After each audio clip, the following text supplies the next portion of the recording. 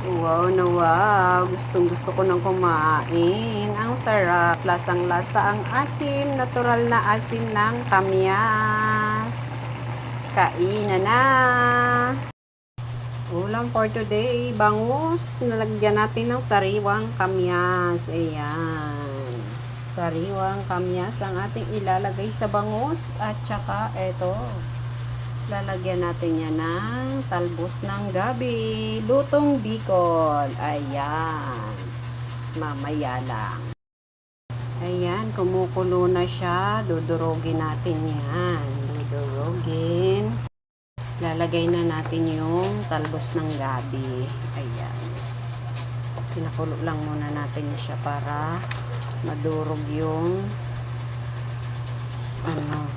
kamyas. Tatakpan na ulit natin.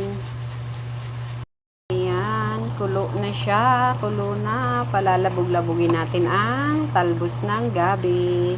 Yan po ang version ko sa pagluluto nito. Ayan. Namiss ko po kasi yung lutong Bicol. Ganyan lang kasi.